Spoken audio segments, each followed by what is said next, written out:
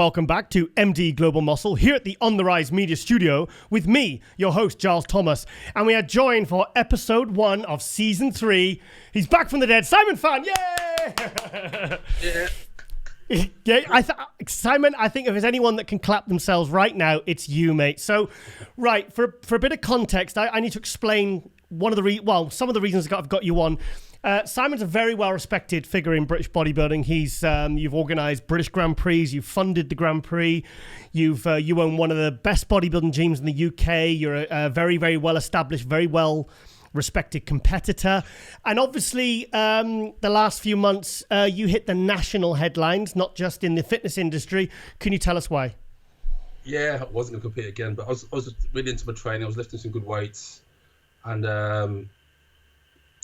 I just felt rough after like a week, feeling rough, more or less bedridden, fatigue. I thought, I need to go to hospital. So my good friend Josh, who is working at the local hospital, he said, come in, we'll do some tests on you. And they run a SATs test, is basically how much oxygen your lungs can absorb. Yeah. And it should be about 99 to 100, and mine was 80, so that was really bad. And the equivalent to someone who's smoked 40 fags a day for the last 20 years. Yeah. And my temperature was 40 degrees. 40 degrees? Yeah, so it was fever. It was basically, my body was sort of shutting down. And I said, we're going to have to put you in a ventilator tonight. So call your friends, call your family, because it's a 50-50 chance you won't wake up from this. Shit. So I had a few hours to sort of say my goodbyes and tell everyone, don't panic. I'll see you in a few weeks. Really? Oh my God. That must have been terrifying, mate. It was, to be honest, I didn't really understand what being on a ventilator sort of what it was. So I thought, shall I Google it? But I thought, I don't want to scare myself. Yeah. So the next thing I know, I had the whole team around me said, look, we're going to put you to sleep now. So they put this mask on me, and that was out. So do you know how you caught it? No idea, to be honest. Obviously, I'm in a lot of contact with people from the gym, people I train with, my clients. No one from the gym had it, so it's weird. But my wife caught it, Kirsty caught it, but she was nowhere near as bad as me. She had the temperature, she had the loss of smell, loss of taste, and she had fatigue for about 3-4 days, but she was fine after that. So it's like the equivalent of so she had like a bit of a mild cold and you kind of literally had it full on. So thing is, the reason, you hit the national newspapers in the UK because you don't fit the profile.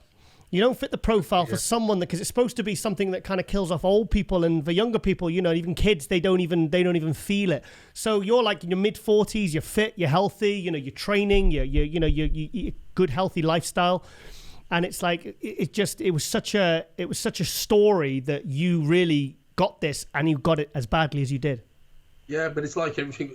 It's until you know someone who's got it, you think you're never going to get it, do you? So I never knew anyone who had it, and obviously not to expect to get it yourself. It's scary, man.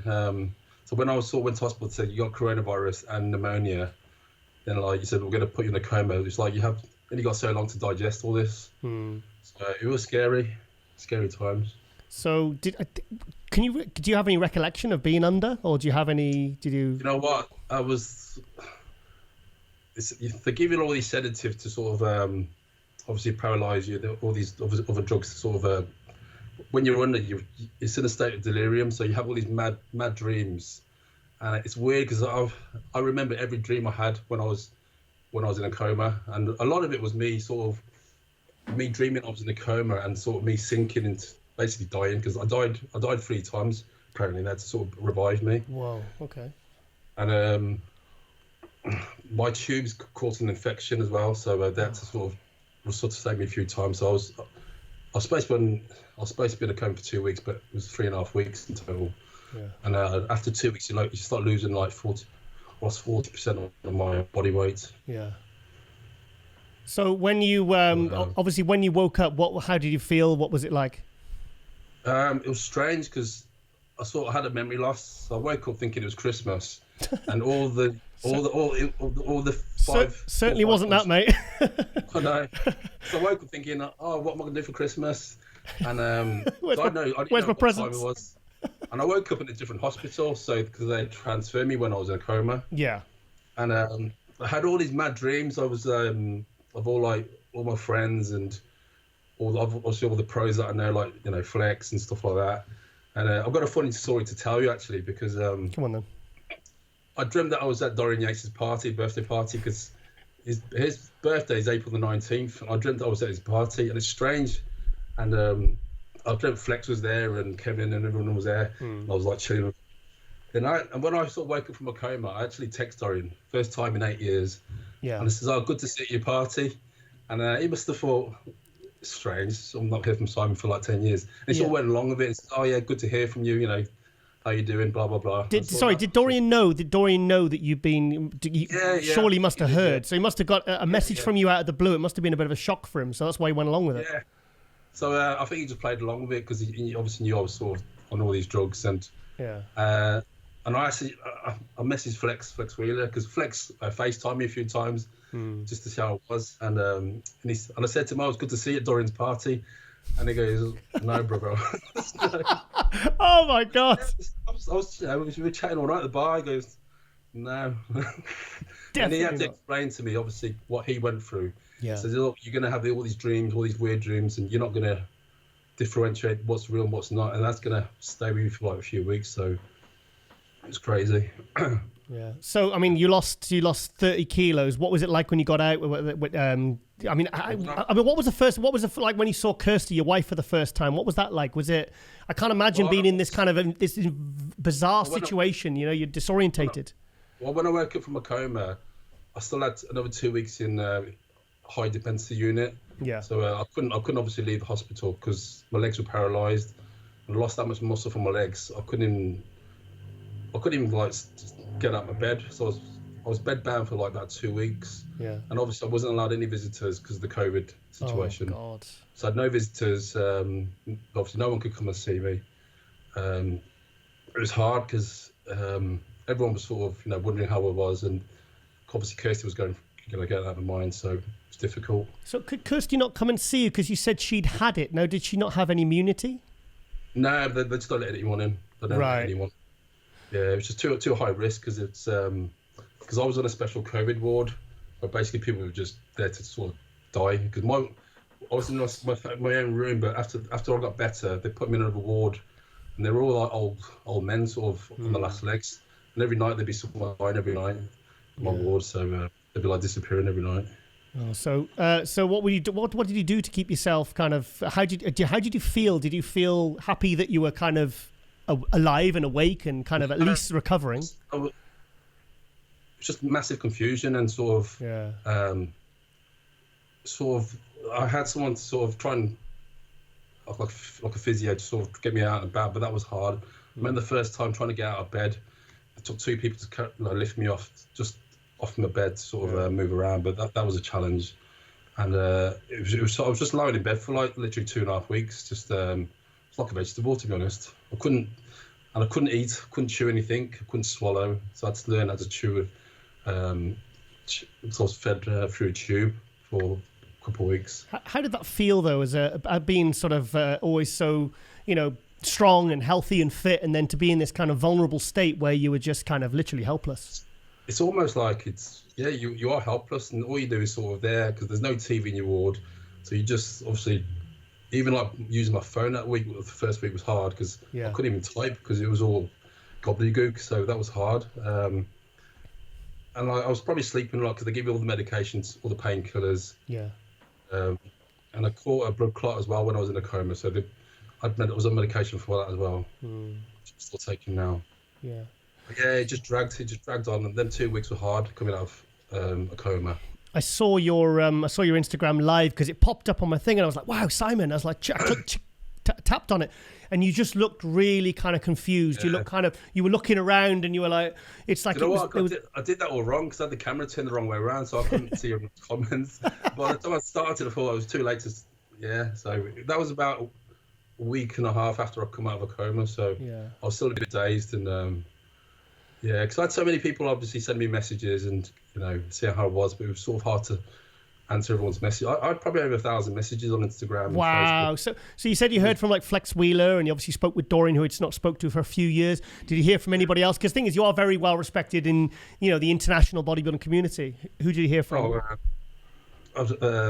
Phil Heath, Nice. Jay Cutler, Flex Lewis. Show off. Yeah. Who else? It's crazy. It was loads. People like that I didn't even know. People from around the world saying, oh, "We're praying for you." Just total strangers. Do you get any unusual messages that like really resonated with you, or something that kind of stuck in your mind? Luke Sandow sent me a message the day before what happened. He died, yeah. So that sort of that resonates. Yeah. I've never spoke to Luke before. I don't really know him, but for him to send me a message the day before what happened was eerie. Do you know what I mean? Yeah. Was that a text or a voice note? It was just through Instagram. Right. Just a lot. I hope you're doing well. That was it. You know, because I do this other show with Ronnie Coleman. I sent out a load of requests to Phil Heath, Brandon Curry, Flex Lewis, and I said, can you get some questions for Ronnie?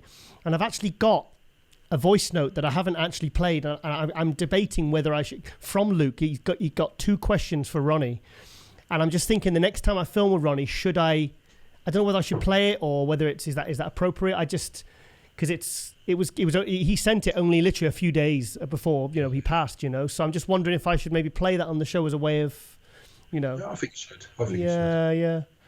Yeah. So I mean, obviously that hit us pretty hard as well, because we are in the midst of COVID, and then like 4 days later, John Meadows had his heart attack, and it was a pretty intense time. So when did you? So what date was that? That was Luke was May the 7th.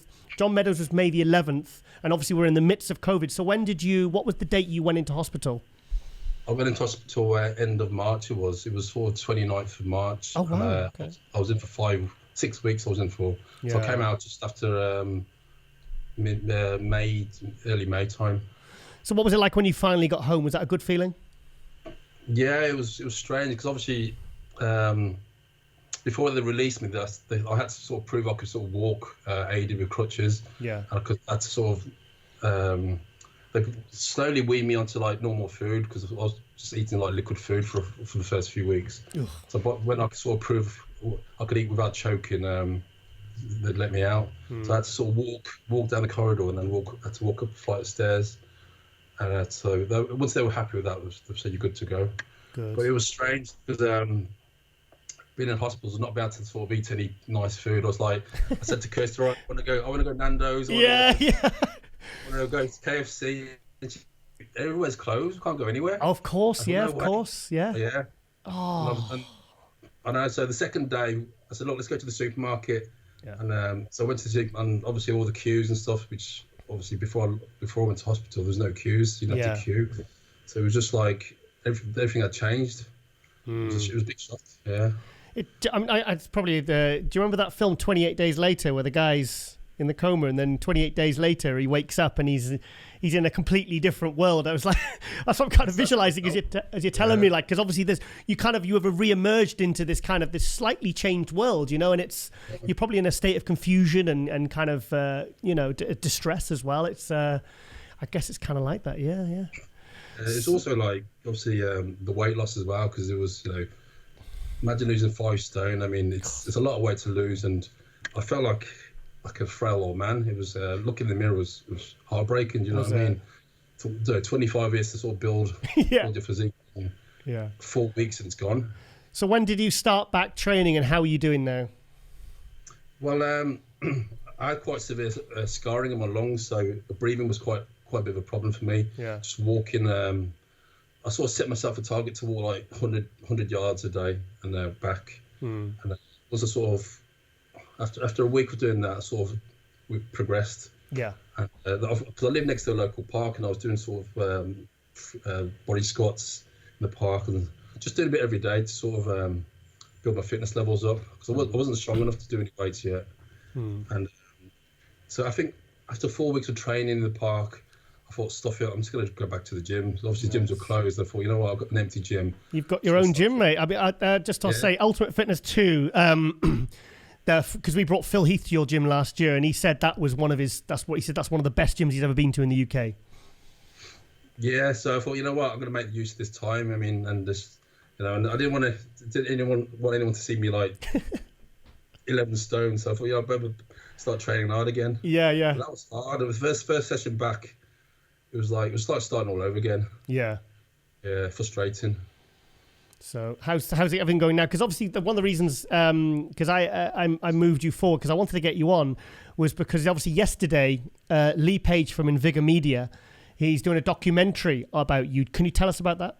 Yeah, well, I contacted Lee it was about 10 days ago, and I asked him, because I was sitting on his Instagram that he was like he wanted to do some videos, and I said, look, would you like to do some videos of me just sort of training, obviously just for my own social media, just sort of see my comeback. And he goes, yeah, we can do that, or we can like, you know, do something bigger. I said, well, what you got in mind?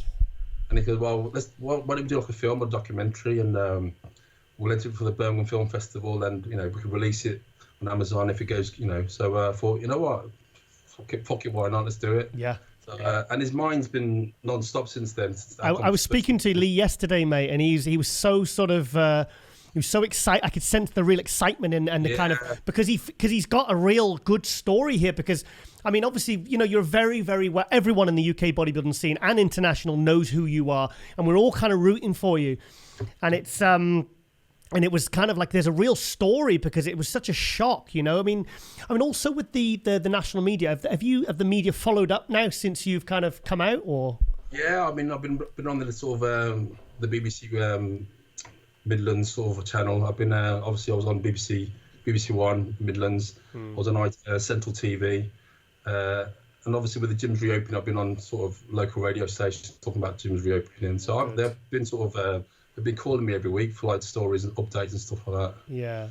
So tell us more about Lee Page and what you want to do with this documentary.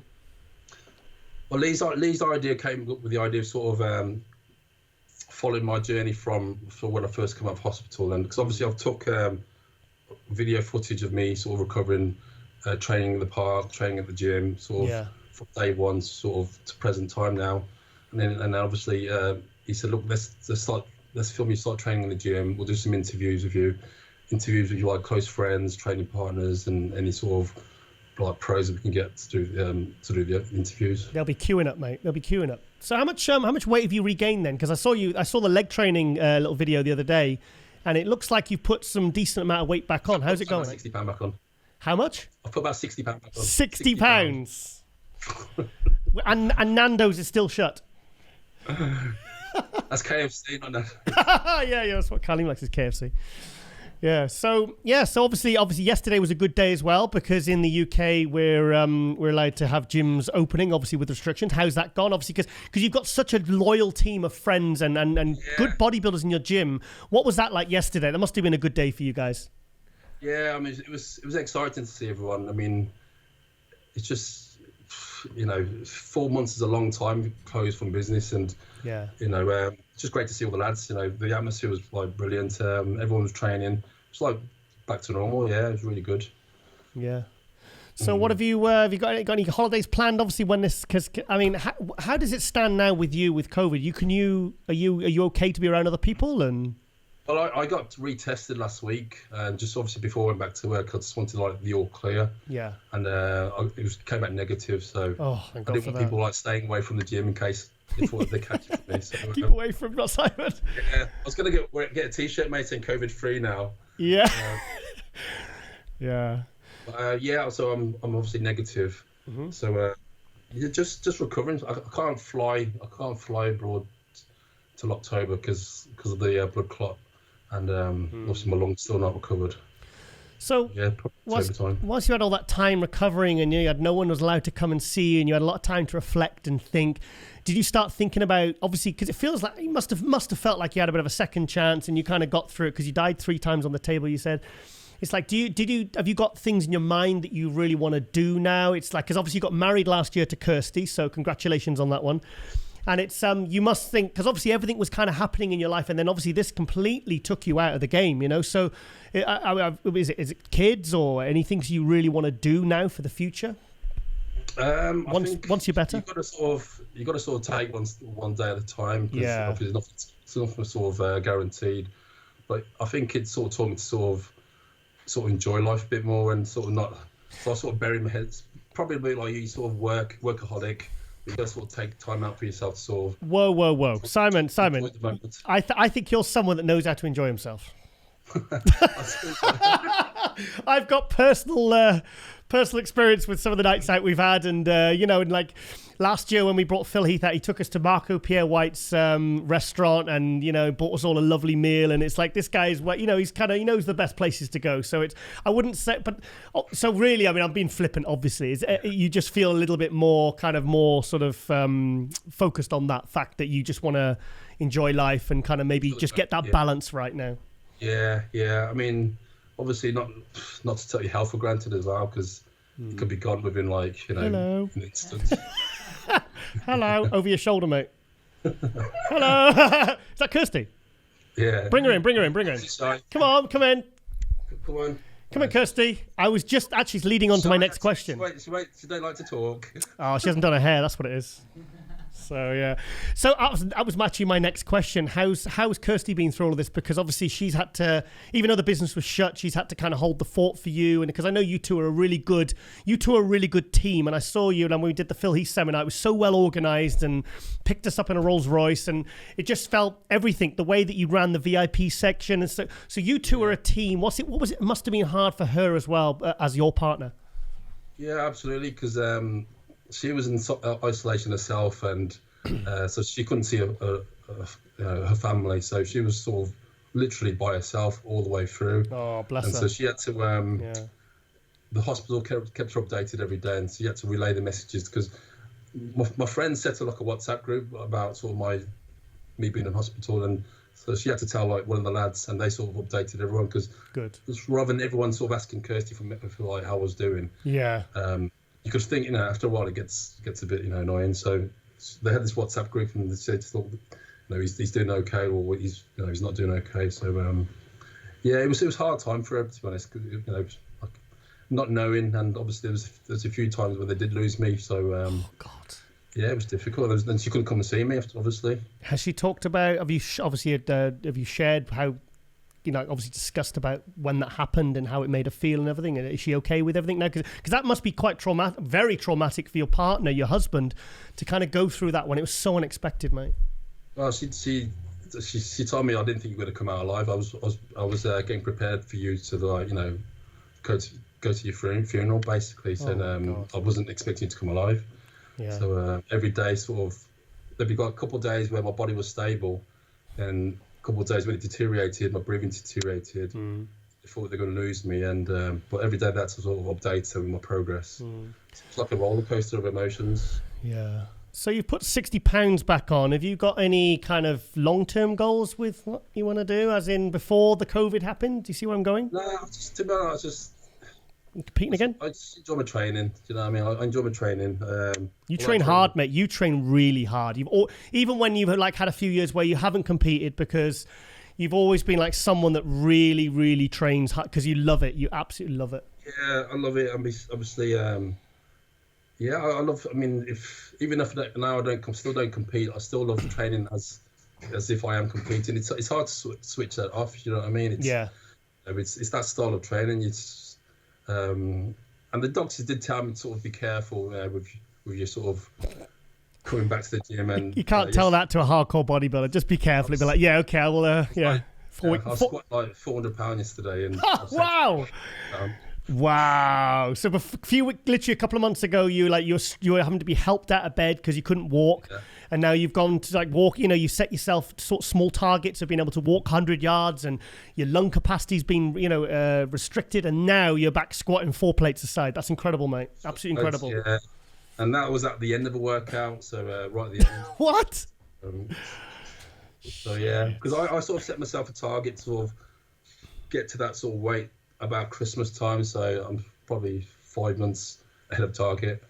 So oh wow, fantastic! So I was squatting 5 plates for like 10 reps, pretty easy, just before down, and so I'm about 80% back to how I was. Yeah. So what are you weighing now, mate? I'm about 102 kilos. 102 kilos. So you compete. 60. So you compete in the 90 kilo, and you don't really hold a lot of body fat. So you've put a decent amount of size back on. Yeah. Well, last time I competed, I think I weighed 94 kilos. 94 kilo. Yeah. Yeah. Was that the NABBA, wasn't it? Yeah, no, brilliant. Yeah.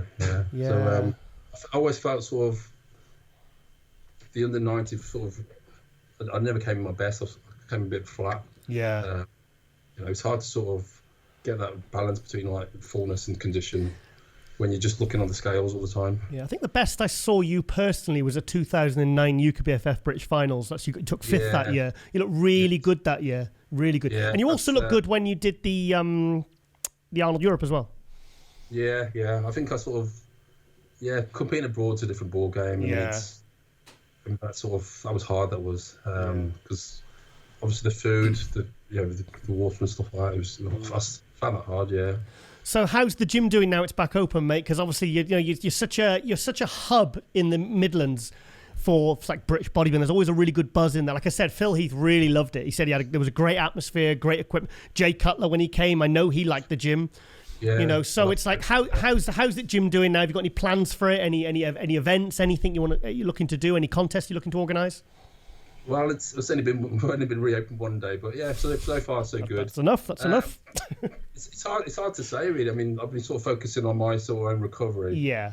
And that was obviously paramount. I had to sort of get myself healthy first. But, I love this industry, so I'm always looking, to talk about things or help sort of promote the sport. Whether it's shows or getting seminars or even doing our own seminars. I spoke to Dean, and he said he wants to do a few seminars at the gym. Dean Lesiak, he's a 5-time British champion. Yeah, and a few of the lads like Randeep and Randeep, yeah. I think we want to do some more sort of good stuff in the gym. I think it's like Lee Harding. You got Lee Atlas there, who does all the really good videography. Did some fantastic videos for us with the Phil Heath. And you've got a wealth of knowledge. You've got like pros from different divisions, and you've got, everyone in there. It's a very hardcore gym. It's a beautiful looking gym. But also, probably most importantly though, are you going to have a birthday party this year? Of course I am. Kaleem, you're coming to Simon's birthday party. Those birthday parties are pretty cool. I've been to 2 of them. It was a bit of a blur. 40th, 40th, that was a good part, but that's not for this show to talk about. A fantastic night that was. Well, mate, I'm really proud of you, mate. Honestly, it's really, because to be honest, it was you that I was thinking about when, all the conspiracy theorists on Facebook and all the people that were saying, oh, it's just the flu. It made me so angry because I had a picture saved of you on a ventilator, and I actually posted it a couple of times, and I said, well, if you think it's just the flu and it's just the sniffles and it's all a conspiracy and it doesn't exist, it's all fake, it's all created by 5G and all this bullshit, there's my friend there, and he's like struggling for his life. He's fighting for his life. So, really, like that really thing is that, like you said before, it really hits home when you know someone that isn't 80 years old and frail and got loads of health problems, and it completely strikes you down. It's scared. It shit me up, mate. I'll be honest. Well, I never thought it'd happen to me, because obviously you read everything in the newspaper and thought, okay, it's not going to happen to me. The next minute, bam, you're in a coma. So it's Has it changed your outlook on life? Yeah, 100%. Yeah. I mean, I think obviously me training all these years, being obviously fit, having the muscle. I think that sort of, if I didn't have that, I probably would have died. So I think that having that muscle there sort of saved when I was in a coma. Yeah. But if you were sort of 10 stone ringing wet, I don't think it would have come out alive. So I think having sort of the muscle there initially sort of helped to keep me alive. So. That's why I'll keep on training. Well, mate, I think Kirsty deserves a trip to the Olympia in December, because if you can't fly till October, I think we need to end the year on a bit of a high, mate. I think we need to end the year at the Olympia, kind of because it's Planet Hollywood now. It's moved to the Zappos Theatre. I think I would just really love to end the year at the Mr. Olympia in Las Vegas. You go now, Duh, of course I am. Yeah, mate, of course I am. Yeah, I'll be there. I'll be there. Hey, back to Vegas. No, I don't want to go, dear. We're going then. Yay! All right then, mate. Well, okay. Well, we'll work in some footage of the documentary, because I really want to see that. I really want to see that do well, because it's and I'm so glad that you're recovering and you're putting weight back on and you're squatting 4 plates. I won't tell you what I squatted yesterday, because that was my first leg workout back in 6 months. So it certainly wasn't 4 plates. I'm looking forward to it. I mean, good. I'm sort of putting all my trust in Lee, and I know he's seen his stuff that he's done before. I'm really excited to see what he's going to come up with. Lee Page from Vigor Media is one of the best. Lee Page from Vigor Media is one of the best video guys I've ever worked with. Fantastic. And he's putting his heart and soul into this project, so I'm expecting some big things from it. Yeah. Have you seen his zombie film? Sorry? Have you seen his zombie film? I haven't, no. It's on YouTube. I think it won a big national award because he made it. We did it with volunteers, and it's called the 8th day because he won a national award. And so he's you've got a good guy there, mate. So Lee's done stuff for me in the past at my old gym, and he set up my YouTube channel for me. So great. We did a lot of videos back then. So that's how I know Lee. All right then, mate. Well, I think I have to plan a trip down. I'll maybe just come down and see you. We'll go for a Nando's or something when it reopens. Yeah. And just really happy to see you back, mate. And it's, you had us all pretty worried there because, like I said, it has been a very, very troubling and a very kind of challenging year. You know, we lost Luke and then obviously the COVID hit. And, you know, it's just the kind of world's been a bit of a chaos. But it's one of the kind of the feel-good stories to see that you've come through this and you're getting better and you're feeling happy and you're kind of, you know, you're not... you're okay. That's the main thing, mate. I feel okay. I feel good. I just want to get back to some sort of normality with business and everything else. And a big birthday party and Las Vegas. And Las Vegas. All right then, Simon. Well, I'll be in touch and we'll come down soon, mate. And thank you for coming on. And I'm really, really, really happy to see you doing well again, mate. Thanks for having me on, Giles. My pleasure. Thank you, Simon. Okay. Bye-bye. Bye-bye. So the 27th of March this year, I was diagnosed with a severe case of COVID and pneumonia. So going to hospital that morning, struggling to breathe, I sort of had some tests done and doctor said it wasn't good news. We're going to have to put you on a ventilator ASAP. So you're going to be probably under for 2 weeks.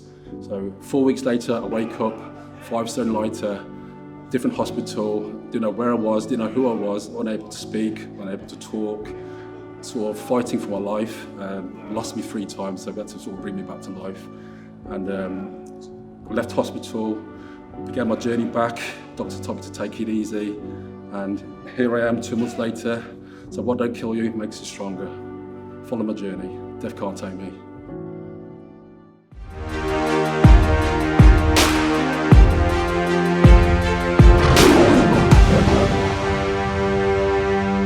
And welcome back to MD Global Muscle here at the On the Rise Media Studio with me, your host Giles Thomas, and we are joined for Season 3, Episode 1, Fitness Pro Derina Wilson, all the way from New York. Yay!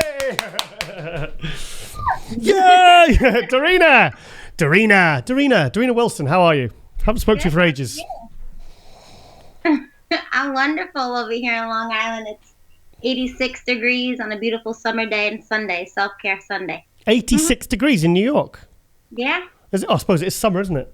Yeah, I can't get a bit lost in the... So then, obviously I wanted to get you on. We've met several times, the Olympias and the Arnolds. I saw you compete. Tell us a little bit about yourself as an IFBB professional. I started competing professionally in 2015. I won my first I won my first NPC show and went pro, my first show in 2015 at Team Universe. Did you start sorry to interrupt, did you start in fitness? Yes, I started in fitness in 2015. Okay. Mm-hmm. I won my first pro show and went to my first competition, the Tampa Pro, that's coming up next weekend. Mm-hmm. That first year, and placed 7th out of 14th. That was the last show going, into that year, and I just wanted the feedback of what I needed to do to come back the following year. Mm-hmm. So when I came back the following year, I competed in a few shows, and I was qualified for the Olympia. Yeah. I competed in the 2018 Arnold Classic, and that's when I was diagnosed with breast cancer. And before undergoing my double mastectomy, I placed 6th place in the world. Mm-hmm. And took a couple years off to recover and restore and relax and rejuvenate and get my strength back up. And when I came to the 2020 Arnold Classic, that was almost canceled. Thank God it wasn't. I placed 4th place in the world. 4th place. Well, the first time I saw you was at the 2018 Arnold Classic, and you were announced because you were having a mastectomy. Was it the next week? Following literally after the Arnold Classic? When I underwent my first surgery, that was supposed to be right after the Arnold Classic, the day after, I had a life-threatening allergic reaction to the rocuronium. That's a muscle relaxant and oftenly used during trauma patients and surgery. And my body blew up like a balloon, and my blood pressure would drop 250 over 10. So my oncologist threw everything off of me, and I woke up without, any double mastectomy, and had to go to an allergist to figure out what I was allergic to. They went through all of the medications that were given to me in the same exact procedure to follow, and it was discovered that it was the rocuronium. So I have to, like, I should actually be wearing a bracelet that says, like, my allergy. Oh, really? Right. Yeah, I'm like, because if it's, if something happens, you're in a car accident or anything, that's the medication that they use. Right. So that 2018 Arnold Classic, it was announced that you had surgery the week after the Arnold Classic, which you obviously did very well in. When did you know? Did you start prepping knowing you had that date coming, or did you find out when did you find out? Yep, I knew. When I was diagnosed with breast cancer, which was in the middle of January. Yeah. I was already accepted, and I was already prepping for it. And my oncologist knew this, and I said that I had this major competition that I was invited to, the Arnold Schwarzenegger Classic. This is invitation only. Yeah. And then after that, I wanted to do the Hawaii show and then go back to Australia. Yeah. He said no. He was like, no, I'm comfortable with you going to Columbus, Ohio. Yeah. But I'm comfortable with you going to Hawaii or Australia, especially this far out. I already had symptoms for over a year and a half that I didn't speak to anybody about. I didn't talk to any family or friends about it. Yeah. So I already knew that it was pretty progressive, and it was progressive stage 1 breast cancer. So you carried on prepping, so you didn't feel 100% even though you were prepping for the Arnold Classic, but you still went for it anyway? No, I was 100% physically. Okay. It was just mentally, I had to get 100%, but I had a lot of support and preparation for it, and then also started utilizing a physical therapist, acupuncturist, a chiropractor, a therapist. I just used every resource that I could possibly think of to get me back 100%. Yeah. Not just physically. I knew I could be there physically, but mentally and emotionally is a different thing. So did you prep? Did you feel okay prepping whilst you were doing this? Did you? Yeah, I was badass. Yeah, I was badass. I was still going 100%, like 5 hours a day. Wow. I just started eating properly. I just started eating more organic. I started doing cancer-fighting food that I could think of, and I started taking a lot of CBD from the company Canaway I'm an athlete for. That comes from the UK. I'm just thinking, because I've heard, people have had, I've spoken to many athletes and they've had, personal problems or challenges and stuff. And they've said sometimes that the prep actually helps keep them in a structured routine, stops them kind of sitting around, maybe focusing on what's stress in their life. And sometimes it actually helps them not actually, like doctors, we say, do not compete, don't do this. But actually, sometimes do you think it can help? Yeah, no, my doctor, Mangiamelli, was like, no, I think this is actually a good thing for you. Really? Because, I know, he already knew me previously 2 years prior, and his daughter knew me, that she was a gymnast, and they knew me as like a choreographer for Long Island. And I came back 2 years later because I had given up my coaching job and given up my health insurance to start competing professionally as a bodybuilder. Wow. And that's why I didn't go back to the doctor when I had, because I didn't have insurance, and I lost an arm and a leg. Yeah. So how have you been in the last 2 years then? Because obviously a little birdie told me that you're prepping currently. So tell us about that. Well, I was supposed to be competing at the Puerto Rico Pro. It was supposed to supposedly be my show. Oh, the Puerto Rico. I know. I wanted to go to Puerto Rico. My sister's building a yoga retreat center in Rincon in Puerto Rico, and I was totally into it.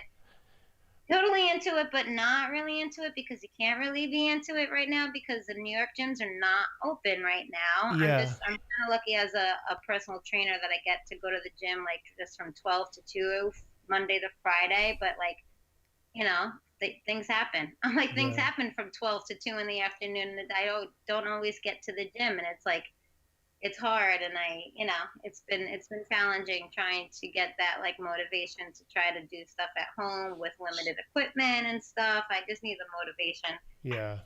So now I'm prepping for Chicago. Yay! Tim Garza, that's going to be a good show. What about, do you not fancy doing Tampa with it being, because obviously Puerto Rico was, do you not fancy doing Tampa again? No, it was too close for me. I already had my mind set and was prepping for Puerto Rico, and I knew a couple of my friends. My girl Whitney Jones and you love Whitney. Sally Williams messaged me. They're like, "Girl, what's going on? We knew you were going for the Puerto Rico Pro. Yeah. But now what are you doing? Are you jumping into Tampa? Are you going to Chicago? To jump into Tampa, there's only 5 girls." I was like, "Girl, that's too close. Yeah. 9 days away, okay? Oh, calm down." I wouldn't do that. So I'm gonna get ready for Chicago. Good. So with obviously the COVID thing, I mean, New York and Florida, as I understand it, being in the UK, are probably the worst hit in terms of the pandemic, and it seems to be the one that's most in the news. Did you feel with what you've gone through in the last couple of years, did it make you more resilient going into this whole COVID situation, even though you're in New York? Totally. Yeah. I mean, during my breast cancer recovery was probably the only time in my life that I was not physical or in the gym or getting up every morning to go work out or train or go to work. Like I was off for 6 months, and it actually was like a game changer in my life. I'm an Aries, super fiery, like, yes, this outgoing person, and I always, I guess, had FOMO, like fear of missing out, and now I'm like, I'd rather be home now, relaxing and resting with Bubba. I'm like with my dog, chilling out in the air conditioning. I don't do well in the heat anymore. My blood pressure gets really low. My sugar gets really low in the heat. I need to be very well hydrated. Yeah. I need to be cool. I like to go on the four-wheeling piece out with my Jeep Wrangler with my dog. Yeah. Drive up to the beach, and the beach is right there, and it's very isolated. I've been practicing social distancing now, I think, since 2018, since my diagnosis, just because it helped me to go inward. Sorry, one second. Sorry, we've got the problem with. Have you got your phone? You've got your hand on the phone or something? What's that? Have you got your hand? It's a computer. Oh, okay. Sorry, because there's the sound keeps coming in and out. That's we'll edit that. Yeah, sorry. Sorry. Hope sometimes it just rectifies itself. We'll edit this. Sorry. Carry on.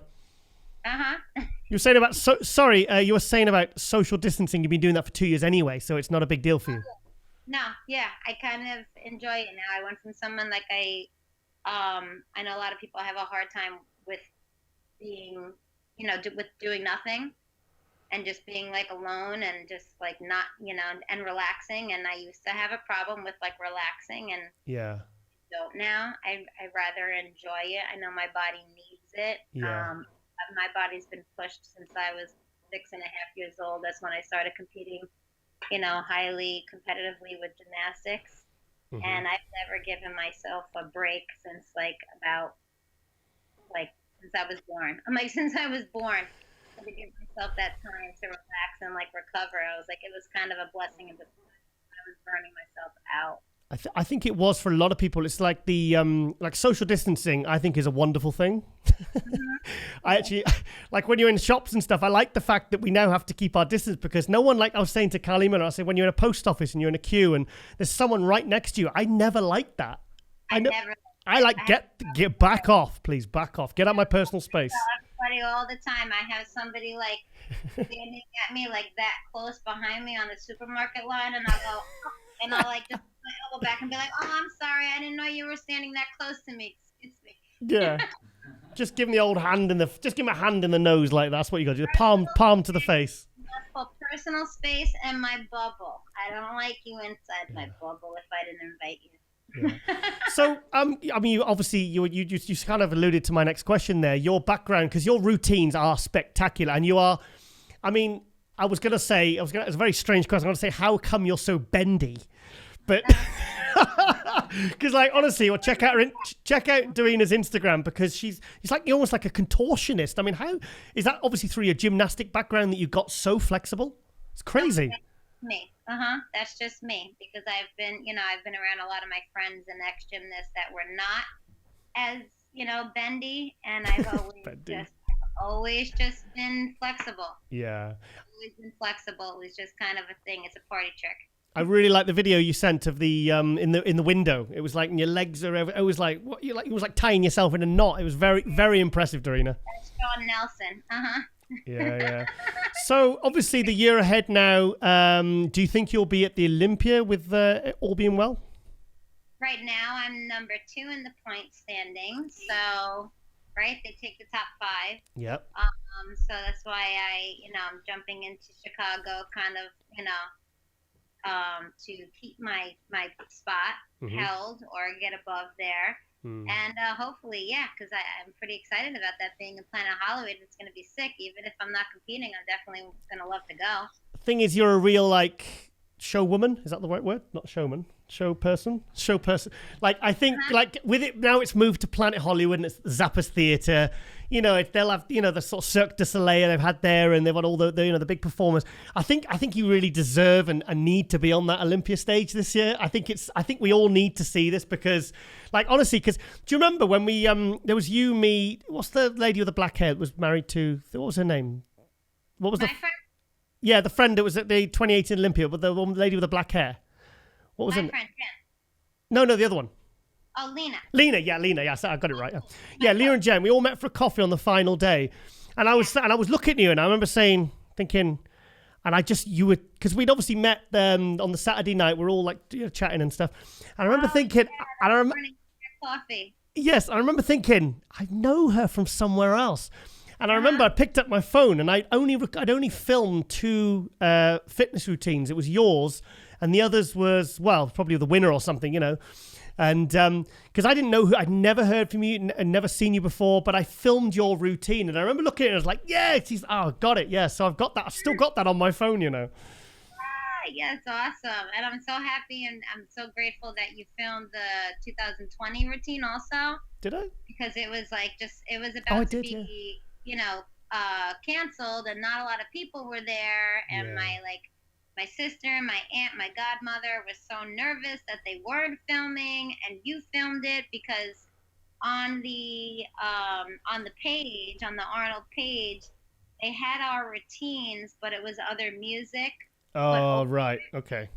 So we couldn't hear our actual routine, and my music was like important, with the Rise Up and This Girl's on Fire. I was like the whole Phoenix theme, but you couldn't actually see it.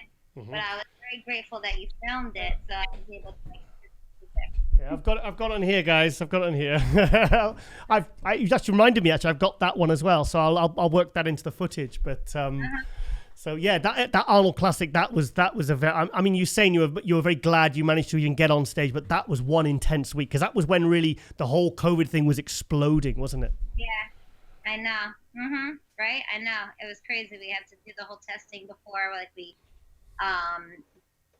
left the airport, and it was just so isolated and quiet and eerie, but relaxing at the same time. Very relaxing at the same time. So it was kind of, again, like, just, it wasn't so intense, and girls were competing, and we were just very, inspired by just, like, putting everything that we had out on the table. We'd already been prepping for many, many months, and we was prepping for 6 months. I usually only prep for 3 months, but I was prepping for 6 months. Wow, for the Arnold Classic. Can you imagine if it had been cancelled and you lost that opportunity to compete? No. I'm getting on some kind of stage. I'm going to go on any stage there is. I'll do my routine in Columbus, downtown Columbus in the street. Doing my routine somewhere. Yeah, I was working so hard for that, and I was just blessed that they didn't cancel it, and they let it. It was limited, but it still was very meaningful. I think there was a happy ending to that Arnold Classic, because all week it was like everyone was just like so nervous, and I can't imagine what it was like as a competitor getting there, prepping for 6 months. But for me, honestly, I remember I was sat next to Steve Blackman, the owner of MD, and he leant over in the night show and he says, Giles, he says, I've been to every single one of these Arnold Classics. He says, and for me, this is probably one of the best Arnold Classics I've ever been to. So it was a really nice, positive end to finish what was a very, very intense, very stressful week. What have you got there? Yeah. What have you got? Take off my air. Oh, okay. I thought you were going to grab something like your Arnold medal or something. My air. I'm like, it was on, energy saver, so it just popped on. I'm like, but I had it off. So I'm like, it's too loud. So obviously you've been managing to train between 12 and 2 Monday to Friday. How's your physique going? Because your routines are so exceptional. How's your physique doing? Your condition, everything? Are you happy with everything, despite everything? Yeah, I'm happy with it right now.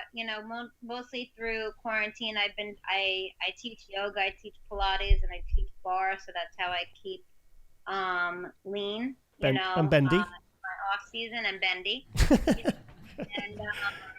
And I guess like I've been commented on having a feminine physique, and I thank those practices for keeping me long and lean, because a gymnast body is usually very like small and bulky, which I had to fight against, and that's been a struggle since 2001, that I've been like retraining my body and retraining like my physique to be smaller and more lean and compact, which is it's getting there every year.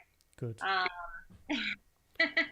How's your health now then? Is everything okay? Because obviously the last 2 years have been incredibly stressful for you, physically and mentally, emotionally, spiritually. How are you feeling now in yourself, physically and mentally?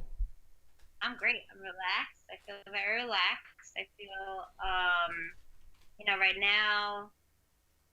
now I'm just doing a lot of outdoor activity, which I always do anyway. I'm an outdoors person, so like I said, I like to be on the beach a lot of the times and in the parks, and I'm grateful that I have a dog that likes to do that with me, or will do that with me, and has no choice.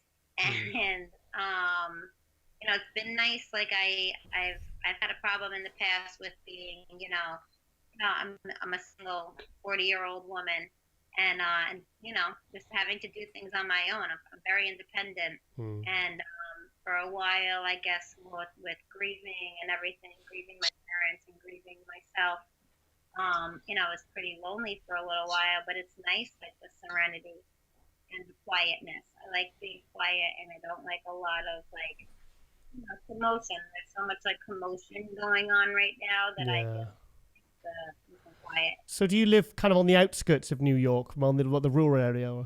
I live in Long Island, right by the ocean. Right, okay. Yeah, right by the ocean. I have a beautiful big backyard. Good. Lots of flowers. Yeah, right down the block from me, it's a little private beach. Oh, nice. And, I grew up by the water. Yeah, I'm very grateful. Well, what's the dog's name? Bubba. Bubba. Where is Bubba? Is Bubba going to make an appearance? Bubba, come here, Bubba. He's baby. He's coming. I can hear him. I can hear his feet tapping. Oh, there he is. Hello, Bubba. How are you? Right, I'm gonna. Right, Derina, you can go. I'm just gonna interview Bubba now. What's it like being Derina's son? What's it? Yeah. What's it like? Could you translate? Could you translate, please, Derina? She gives me her diet. She gives me her leftover steak and chicken and fish and shrimp and scallop and tuna. He loves protein, but he hates veggies. Well, he looks like he's on a good diet anyway. He looks like quite healthy. Yeah, he's a rescue, and he does all my cardio with me also. Oh, does he? What sort of dog is he? What breed of dog? He's a black English bulldog. They're very rare. Okay, because I'm saying I've not seen one quite like that before. No, I rescued him, and he's the best baby ever. Okay, Bubba. All right, then, Derina. Well, I wanted to get you on because I think you're cool. That's it. That is it. She's cool. And I always like your energy on stage, and every time you see, there's always a good energy about you, and it's nice to see that you've kind of come through, like a very challenging 2 years. It's been challenging for a lot of people, certainly the last few months, but you've kind of really been through it the last couple of years, and it's nice to see that you're kind of still involved, you're still passionate, still enthusiastic about competing and wanting to move forward, and I really, really hope to see you on stage, because I tell you what, this Fitness Olympia this year is going to be something special, you know. It is gonna be great right now. Are you excited about some of the names coming back this year? So who you got? Who do you think is going to be a threat? Roxana, right? Whitney, my girl Sally's up in there, and I got all my girls up in there. That's why I'm like, oh my god, I need to be there. Yeah, you got. So I'm afraid you have to win Chicago, otherwise it's not going to be cool. It's not going to be cool. All right, Derina. Well, thank you so much for coming on, and look forward to. I won't be in Chicago, but I'll definitely be at the Olympia. So I really, really hope to see you on stage doing your thing, and being cool, Derina Wilson.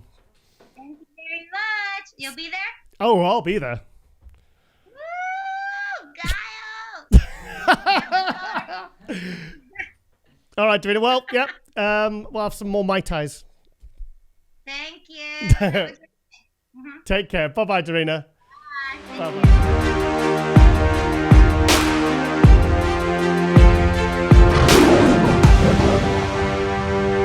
And welcome back to MD Global Muscle here at the On the Rise Media Studio for our very first interview of Season 3, Episode 1. And we are joined all the way from Das Gym, Vienna, with Berry DeMey and Tavi Castro. Yay! Oh, you clap yourself. That's what I like to see. Gentlemen, thank you for joining us. Our pleasure.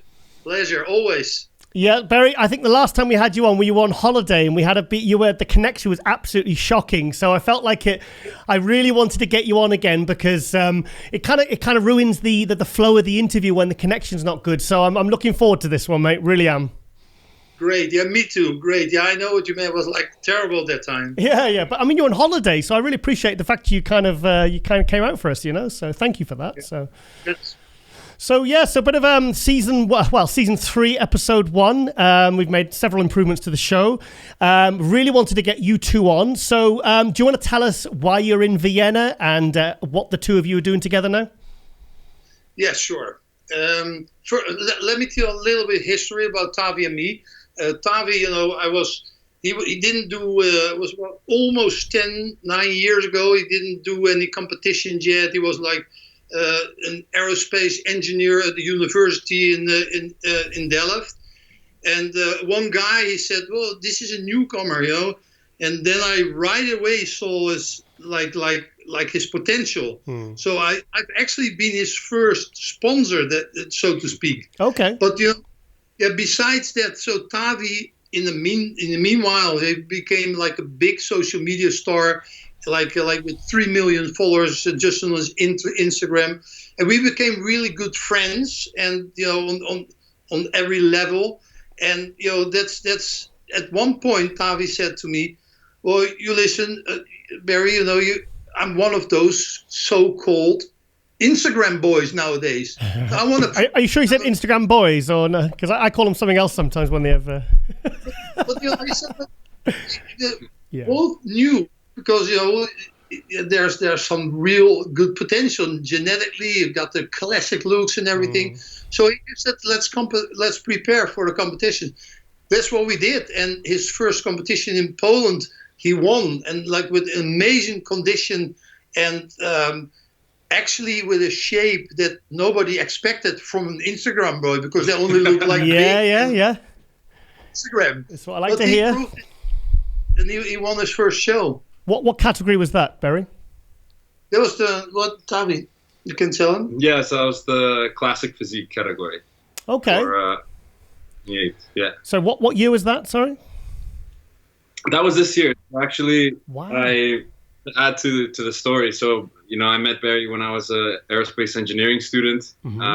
I was DJing, I was producing music, just a completely different world. But I really fitness, and I was really not motivated by modern bodybuilding when I saw the open class at that time. But I saw his pictures, I saw pictures of Arnold, Frank Zane's, physiques like that, and I thought, wow, that's really aesthetic, that's really beautiful. I would love to work on my physique to look like that, during my university study. And I was very young and very early in using social media as a marketing tool for the things that I was doing. It wasn't just fitness, it was also music and stuff like that. yeah, and so through fitness and doing some of my first competitions, I actually met Berry at the gym, and he did end up being my first sponsor. We all, great friendship, very interesting friendship, because it's not just in the fitness or bodybuilding world, but also in the spiritual side, dealing with a lot of stress, anxiety. I'm international in the Netherlands, so it was a very interesting relationship. And then, this year I said, I want a new challenge. I want to go after the Mr. Olympia. No holds barred. Okay, Tavi. So you're telling us about your history with Berry, and tell us more. Exactly. So I, like I mentioned, I met Berry very early, about 8-9 years ago in my fitness career, and I built a big social media company, Body Engineers. I built my platform, 7.5 million followers on Facebook, 3 million followers on Instagram. I'm sorry. How many on Facebook? 7.5 million. How do you even get that many numbers on Facebook? I didn't even know that was even possible. Well, obviously before Instagram, it was Facebook. Yeah. Because I come from Canada originally. So Facebook was very early there in the high schools and the colleges. So I was using Facebook already in, I think 15 years ago. So I started posting pictures and trying to use it as a marketing tool already in 2011, 2012, before anybody was trying to use social media as a marketing tool, really. So because of that, in combination with my physique at that time, the photography, some of the photos actually Berry made himself. Of course. I went viral, so to say. Yeah. So I started building my following very early in 2012 already. And over the years, I have a very broad, let's say, platform. I do everything. I DJ, I travel. Wow.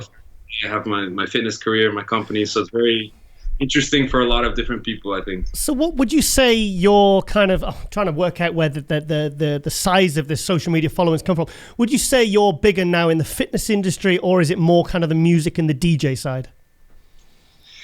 That's the really interesting thing. I would have to say fitness, obviously, but because of my presence in the fitness industry and also in the electronic music scene, I'm followed by David Guetta, Martin Garrix. They're all friends of mine. Really?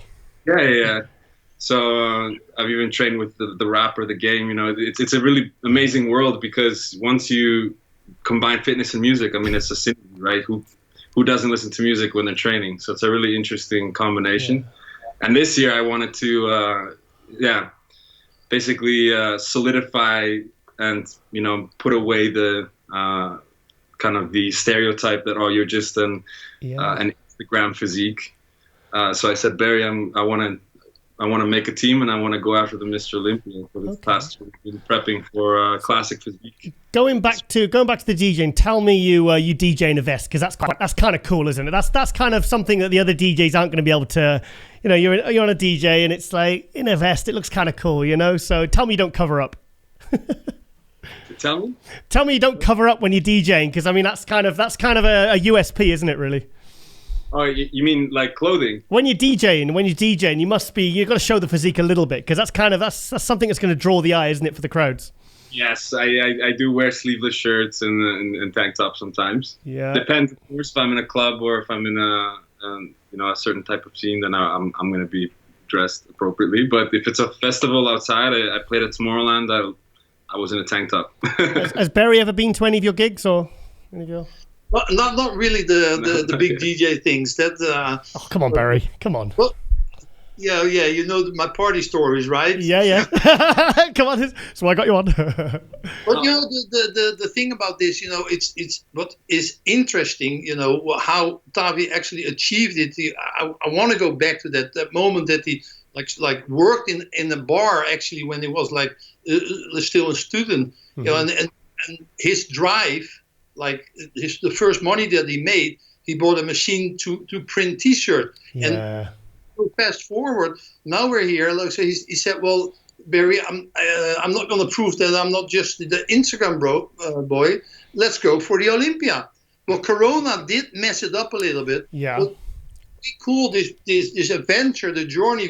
We call it the road to the Olympia, and we were the whole preparation was going that way.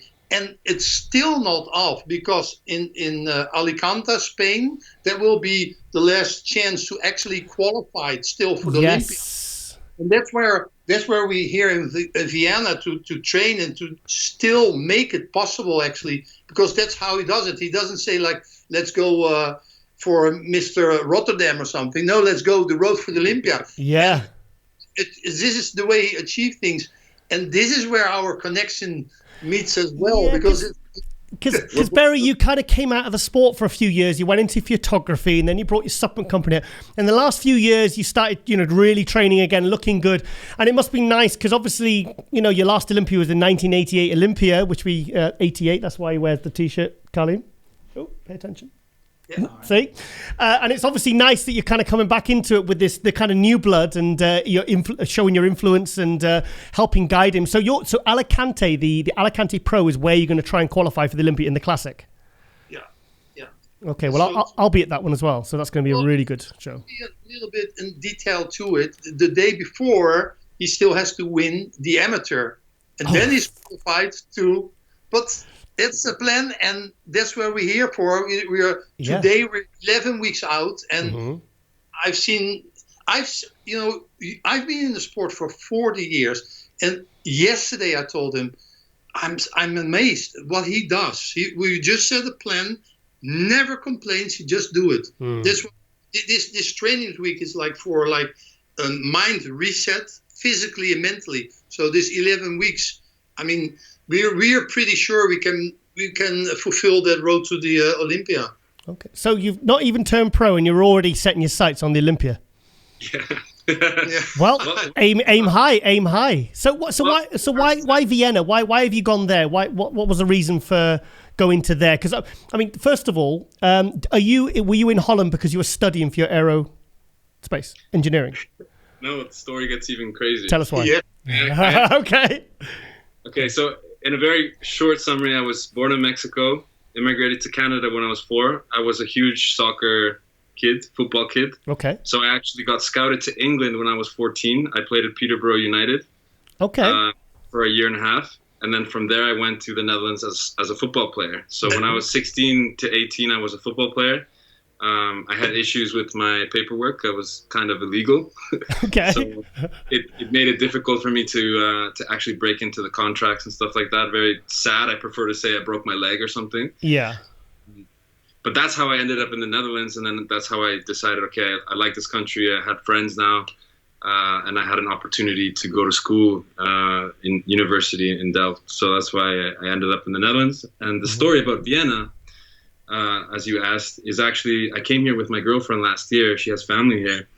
And a good friend of mine showed me this gym. And what I really like about coming here is that I have a baby girl, I have a girlfriend, I have a business, I have a lot of distractions back home. And then coming here, there's this gym where it's really like a museum of bodybuilding, of Arnold Schwarzenegger. So coming here with Berry, I can really hyper-focus. Okay. So yeah. I will accomplish in 1 week here with Berry what I would probably accomplish in 4 or 5 weeks at home. Yeah, okay.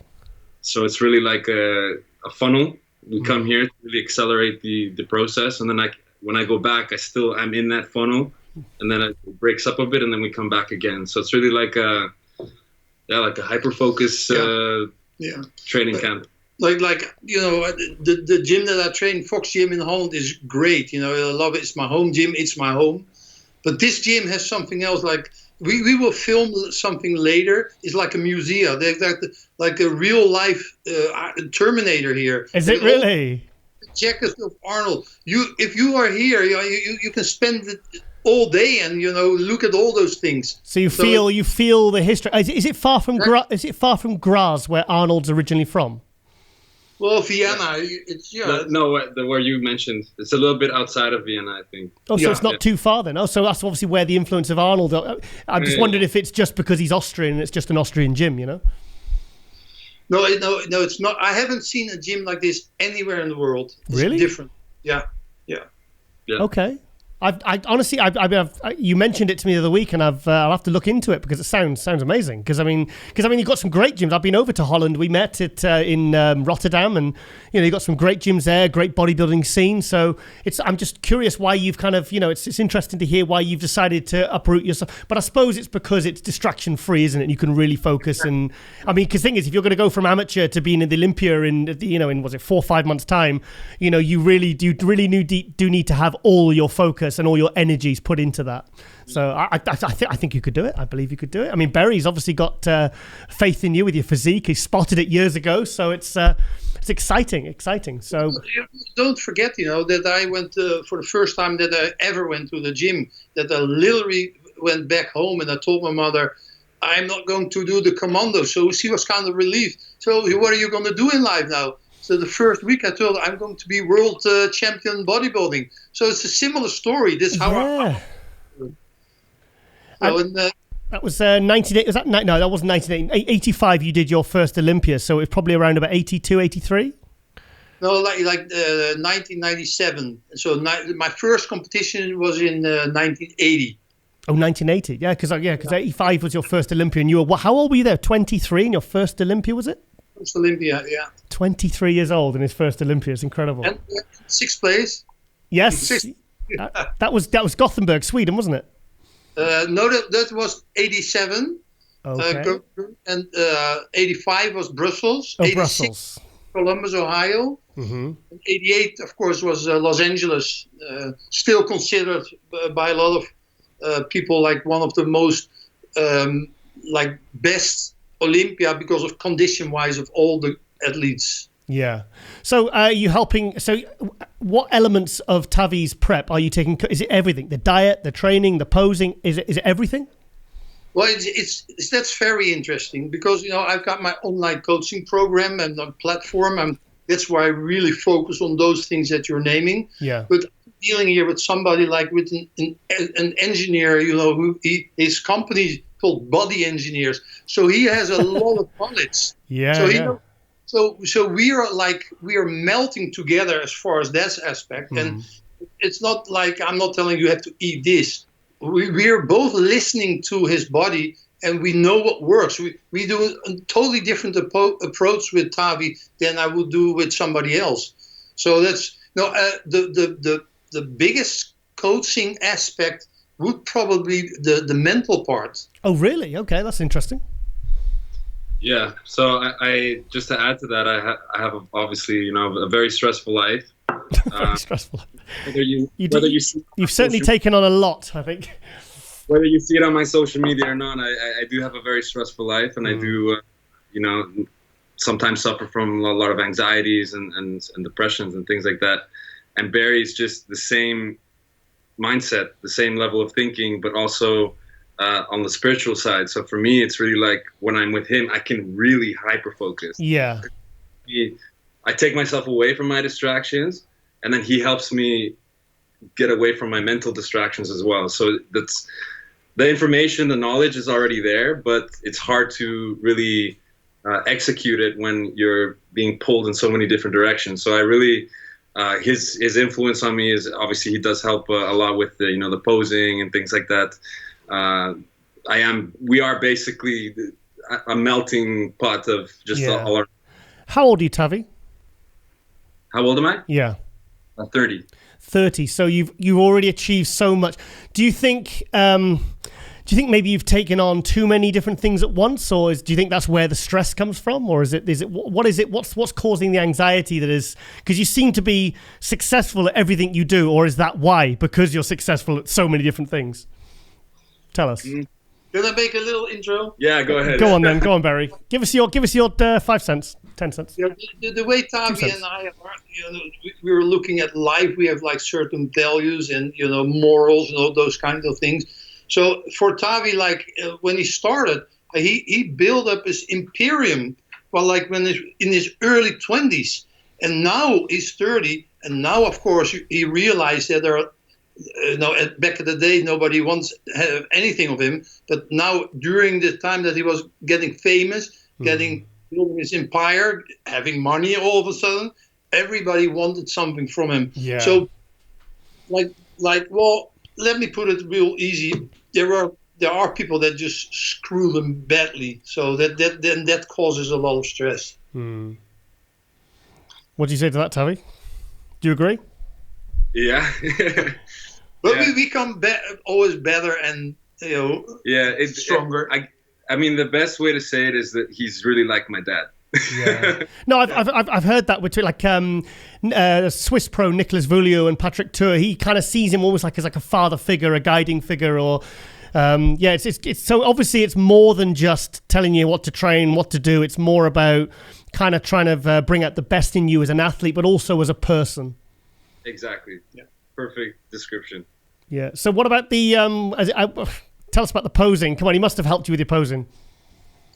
Well, like both, that caused a little problem in a way, because we really know what we like. Well, the classic physique, the lines and everything. So we kind of like made out the poses for Tavi that we thought that suited his body best. But nowadays, there are certain poses mandatory poses that you have to execute in a certain way. So if you go to like a butcher, like a Slager butcher, a butcher, a butcher, and you see all those chicken hanging like this. Okay. That's how they have to stand. Yeah. So we did our own thing that we thought that looked the most aesthetic. So that was the first competition, and we learned from that we have to adjust some of those things. But that's as far as the posing and the first. You can practice whatever you want, but on stage is different. You need that experience as well. Yeah. So it was also, this was my first competitions again after 8 years. Okay. I'm not posing anymore in front of a mirror. So that was really the biggest rush, I think, in this goal to make it to the Olympia is, okay, we have to quickly tweak all your poses and mandatories and things like that. And of course, we're both very aesthetic minded. So, standing there like this, I just didn't like it. And of course you have to find the balance in between what you like, what's good for your physique, and what the judges are looking for. So that was I think the where we are going to improve a lot in the next year. Has he suggested like posing to like Back to the Future and U2 or anything like that? Bit of an inside bodybuilding joke there. Go watch the '88 Olympia. Yeah. It's well, he makes his own music as well. So of course. So you're actually going to post your own music in Alicante? Oh, I will use my own music in Alicante. Oh, so what style of music is it? Tell us. I produce for a record company called Spinnin' Records. So produced a genre called future bass, house music, electronic music, EDM. So it's quite a wide range within the electronic music. So if you think about festival tracks or club tracks, that's that kind of stuff. And future bass is a little bit more poppy. So how are you managing to balance the bodybuilding and the DJing? Well, right now it's very easy. All the festivals and clubs and parties. Of course. Yes, of course. Yes. So you must be really busy lately. Yeah, you could do what was it? They do a Skype. Yeah.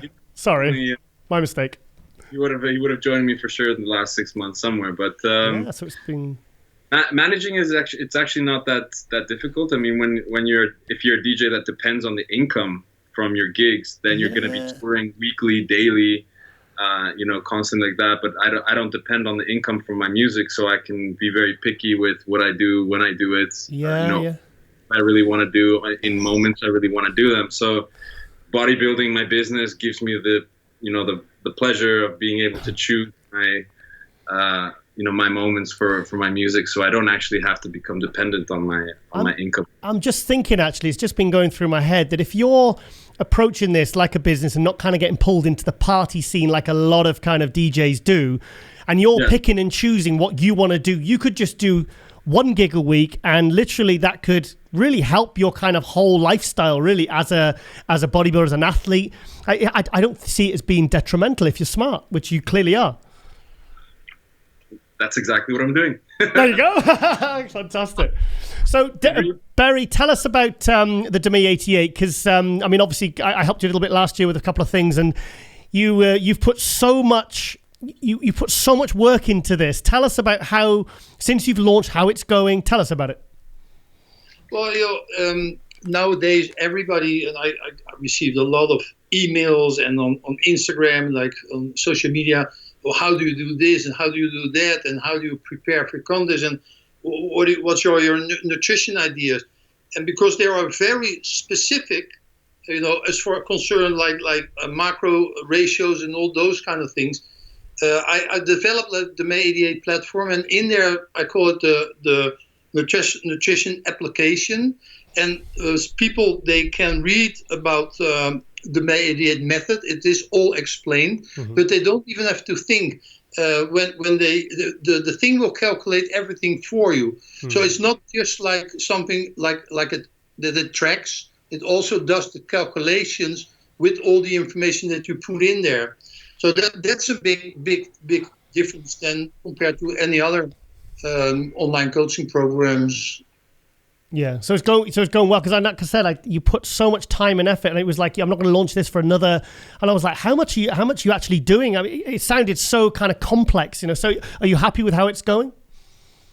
Well, commercially wise, I could have done it differently, and maybe then I had like even more. But now I'm doing like people that are really following.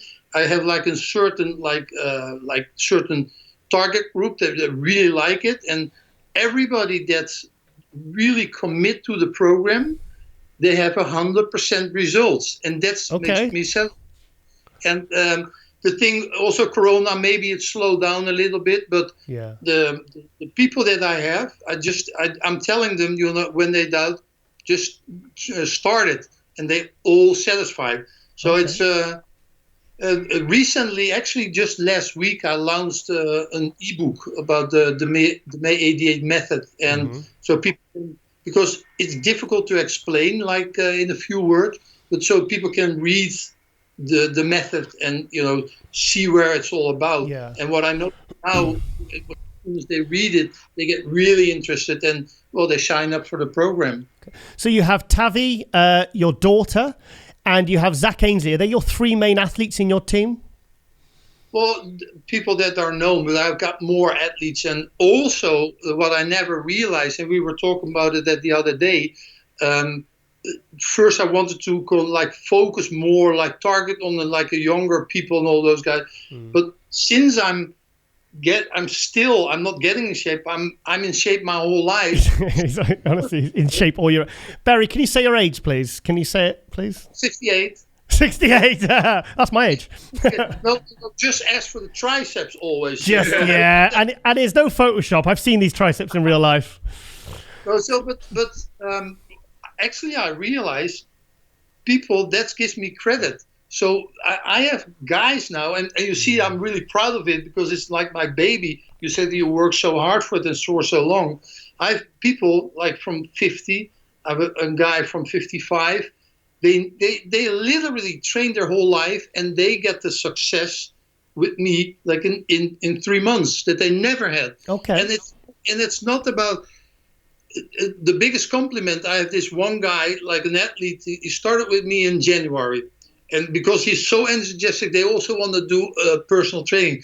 And now their friends are starting asking him in the gym, "Oh, but you're on steroids now." But it's really, he said, "I used steroids in the beginning, and that." But it's not really. I just approach things differently. Even if you're getting older, and I approach everything different. So it's not about difference is steroids or whatever. So, but do you TRT, being a man slightly over 40? Well, do I recommend? Like myself. Well, I never lied about it. Even back in the days when they asked me about steroid use, I said what I did. So now I'm even do the smallest dosage. What's responsible? Well, I had Vince Taylor on. I've had, who else have we had on some of the. Who is it? Mike? Who? Mike Christian. No, he doesn't. Mike Christian, Vince Taylor. And they said, I asked Vince Taylor, and he looked at me like I was crazy. He's like, well, of course I do. It's for health. It's prescribed. It's, after my bodybuilding career, I only started this 1.5 years ago. So I've been off of everything for 25 years. Yeah. So now because, and I never wanted to do it, but now the people get more educated, and I speak to doctors, and I'm in contact with a doctor who helps NFL players in the States, so he can check my profile, and I'm convinced it's healthy, and it's better to do it in a controlled way, not to get more vascular or in better shape for your health. Yes, for health. So you obviously, Tavi, do you train with Berry, or does Berry just train you?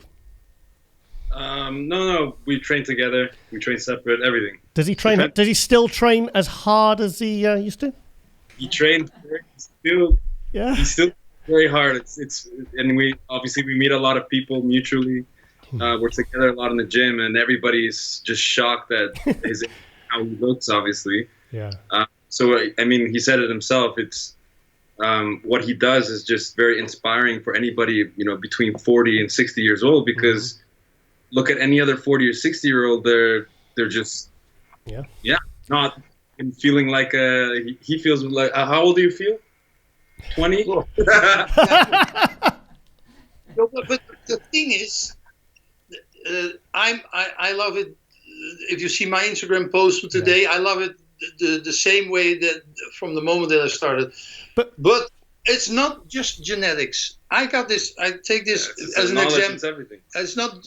I take that guy, my client, Bastiaan Kunst. I say his name. Okay. He's not really the most gifted guy as far as genetics, but I guarantee I get anybody in shape if they do what I tell them to do, and they are so surprised what I do. I do less. I do a little bit more of that. And things that they never did. And I always trained like that. Interesting thing is the reason that I don't really be so concerned and tell Tavi what to do, because I always used to train my trainers themselves as well, the way I executed exercises and performance in a different way. And yesterday I told Tavi he was doing something, and I said, I've never seen anybody doing this except for me. What was it? Well, for example, I said, if you write this on paper, how can you make a schedule of it? It doesn't make sense at all. So he was like doing biceps, shrugs, and some lats as well together. And all of a sudden, like he grabs his rubber band and start making most muscular in between. But it wasn't a moment that I could see I would have done this exactly the same. Okay, so that's fantastic. So there's a different parallel there. Well, not just a parallel. That's maybe like I see myself like if you compare myself to like a wine, somebody who's real knowledgeable about wine. They know the year of the wine, they know the region of the wine. When I look at him, when I see him train, I know exactly where he feels it and what he feels it. So I know that it makes sense what he does. So I don't have to change it. So what do you think Tavi needs to do with his physique to be able to really stand on stage at the Olympia, even this year, to do damage? Say he turns pro, qualifies for the Olympia. What do you think he needs to do to really kind of take over the classic class? And also, Tavi, how much under the limit are you? Would you struggle to? What's your weight that you're allowed to be as a classic? Well, that is exactly the problem. You're too big. Yeah. Oh, okay. Yeah. For amateur. Yeah. Right. So my physique looks incredible around 94 kgs shredded, and that's what I am right now. I'm 178 centimeters. As a pro, that would be my weigh-in weight. Right. Not 4 kgs. But these amateur shows force me to go to 89. 89. So that's 5 kilos. 5 kilos. Exactly. So I lose, obviously, I literally have to lose 1 or 2 kilos of muscle at least. And of course, you can't control where that muscle's coming off of. So you lose, fullness in your shoulders or in your lats, and then you lose a bit of the X tape or things like this. And then a lot of these amateur shows, on top of it, you weigh in the morning and you compete in the afternoon. Yeah, so you haven't got a lot of time to fill out, really. You've got no. Yeah, that's a problem. I mean, you say you want to go for the Olympia this year. I mean, have you got time to really be able to fill your physique out, do you think? Or because you obviously want to bring your best version of yourself to the Olympia if you manage to get to the Olympia on stage as a pro. So right now, I weigh about 99 kilos, 98 kilos. How tall are you? 178. Oh, centimeters again. We do 5 foot? That's about 5'10". Oh, 5'10". So okay. Yeah. So what I think is going to happen, and why Alicante is going to be a great opportunity, is that, you know, the weigh-in is going to be on a Wednesday or a Thursday, and I don't have to do the regional show anymore because I did that already. I go to pro qualifier, so that will give me finally a first competition where I have 2 full days to fill out. Yeah. So that's going to be the big difference. When I fill out, I literally go from 89 kilos to 92, 93 kilos. Wow, okay. So you really come in. The thing is, if you've got a couple of days, you can really deplete hard, make sure you make the weight, and then you've got a couple of days to really kind of fill out on good, clean carbs and bring the best version of you to the stage. Yeah. Exactly. So obviously I need to get the pro qualifier, and then I need to do the pro show the next day. Yeah. It gives me even more time to, again, fill out. And my condition, I mean, with his guidance and my knowledge, was just insane. Too insane, too flat, obviously, but to make the weight. Yeah. And then that would be the first week of October, and then I would have October, November, December, 2 months. Yeah. Not to build new muscle to make 94 kgs, but to just get back what I had to lose to win the damn card. Yeah, I've heard this happen many times. Sometimes with 212s, and they have to kind of regain what they've. Yeah, that's interesting. So what do you think your physique looks best at with no weight restriction? How many kilos? Absolute fullest, hardest, driest. What weight would you be? Exactly the weigh-in limit, 94. Bang on 94 kilos. Yeah, if you look at the pictures of me this week, so now it's we're at the end of July, you'll kind of see what I look like with another 3-4 kilos off. I think that's the most aesthetic. Berry, how do you think Tavi can do this year? Just say he makes it to the Olympia. How do you think he can make an impact this year? Yeah, well, there's a few things. You know, if you on that level, you have to be critical. Yeah. Otherwise, you can't judge. They're all like at the Olympia. They're all great athletes. He's making the difference, and also being heavier will be even better. That difference, the quality of muscles. You see nowadays, you see a lot of guys like. They're round, full. I hate to say it, but I call it the GH look. Yeah, okay. But he got that quality, still the separations between shoulders, separations in one muscle part, with a double bicep from the back. So the deepness and the cuts and everything. And obviously it doesn't have one like a real weak point. So the muscle quality that will really give him the edge. But we have to work on that, of course. But so stick him next to Chris Bumstead in a comparison. How does he compare in what poses and why? What was the question? Stick him next to Chris Bumstead at the Olympia, and how does he compare this year? You can't compare. It's like an apple and. We're judging. How do they compare? How would they look? How would he do? Would he get blown off the stage, or would he compare really well? Come on, you can tell us. You know his physique. Okay, well, we for example, we have a certain. Let's come back on that. We have a certain idea of quality and definition nowadays. Yeah. I think it's less than in the old days. Okay. So if there's somebody who is really conditioned, you will already have that edge. So, and also I believe it's like the real classic look.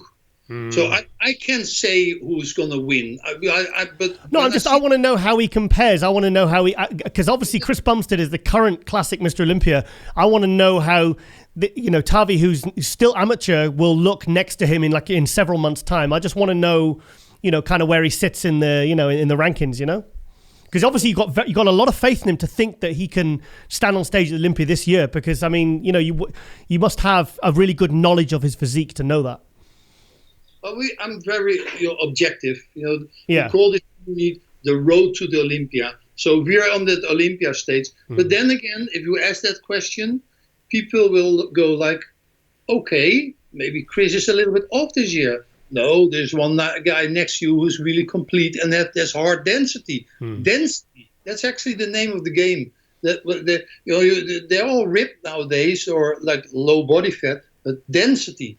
That will be the difference. And That will be a very, very interesting comparison. Yeah, I must admit, because I've obviously looked at your photos on Instagram, and your physique looks amazing. But kind of everyone looks amazing on Instagram, you know. But I just, I'm very curious to see how you look, because I mean, I'll see you on Alicante, so I'm really excited to see you on stage in Alicante. And I just, it'd be great if you won, and then it'd be amazing if it kind of worked out exactly the way you wanted it to, because, to see a new face like you with such an interesting backstory and successful in so many other areas, and such a great story, and now this teaming up with Berry, I think it'd be a real added excitement for the Olympia to see you kind of come in and bang, make an impact, I think it'd be so exciting. It'd be so exciting. Yeah. Maybe I should have say it like yeah. Well, I want to be objective, and can't put them next to each other, apples and oranges. I was giving some real issues, what we were facing. Yeah. And it will be that impact. But maybe I can also add to your question to Berry. I have enormous respect for all the athletes. I have messaged with Chris himself, with Brian. Obviously all the guys that are on there, Arash, we all follow each other on social media. So I have a huge respect for all of them. I think they all have incredible physiques. Mm-hmm. I think the interesting thing about this category, though, is that what is classic? Yeah. What is classic? Yeah. And that's, when you look at, is classic defined as Frank Zane? Is it defined as Arnold? Is it defined as his era? There are differences in, the core structure. How tiny does the waist really have to be? Does it have to look like a Greek statue, or does it have to be like no obliques at all and no waist? There's so many variables to define what is classic, and I feel like it's a beautiful category. That's why I decided to come back into bodybuilding, actually. So what category were you before? Well, before I competed in Musclemania, actually. And Musclemania, the muscle model thing. Yeah, a muscle model. There was, it was either that or go straight to open bodybuilding. And then men's physique, I didn't like it because I have incredible legs. I feel that would be just a shame. Yeah. So I never, I thought, okay, I'm never going to compete again. So this category opened up, and it kind of tries to bring back the physiques from Berry's era and the past eras. But even within that classic category, you can, what is classic though, right?